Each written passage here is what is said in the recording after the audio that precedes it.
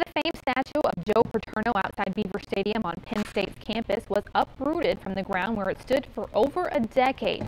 In the midst of a crowd of about 150 people chanting, "We are Penn State," they lifted the statue off its base using a forklift and moved it into Beaver Stadium. Here's a look at what the statue looked like before and for the last 11 years. And this was the scene today after construction workers tore it down. The university cited the investigation that found the late coach and 3 other top Penn State administrators concealed sex abuse claims against retired assistant coach Jerry Sandusky as the reason for the removal. The pulling down of the statue sent mixed emotions through the country.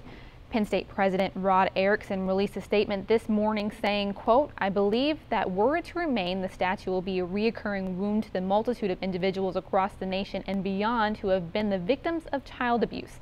The White House says President Obama believes removing the statue was the right thing to do, but not everyone agrees. I do not believe the statue should be removed. They're tarnishing the reputation of a very good man who did a lot for the school and his state. Well, I think that the statue being there is going to be a constant reminder of the situation that went on, and I believe that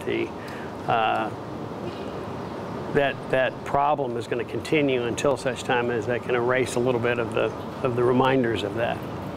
The family of the late Paterno responded to the statue removal, saying it does not serve the victims of the sex abuse scandal and that the only way to help the victims was to uncover the full truth.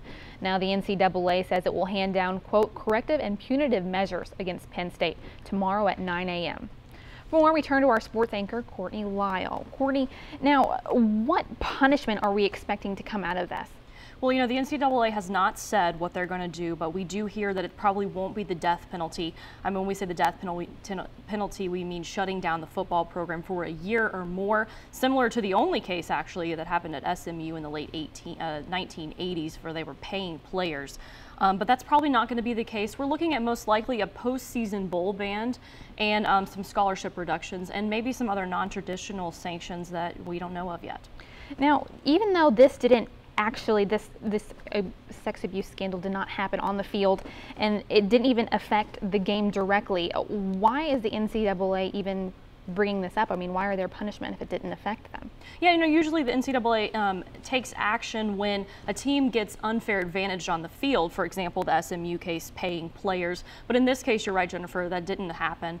It was what the NCAA is concerned with now is the lack of institutional control. When you have higher ups, like in the Free Report, found out that Joe Paterno and several administrators were covering up the sex abuse by Jerry Sandusky, that's when it gets concerned. And when the top of your program is lying and covering things up, it's a cause of concern. That's certainly something that we'd be looking at. Now, after this conviction of the Jerry Sandusky and after the ruling comes down tomorrow, what other things can we expect to come out of this? Well, you know, tomorrow will be a big day for Penn State, of course, but the Department of Justice and the Department of Education are both looking into this case just because of the university's involvement in covering up the scandal. So more could come.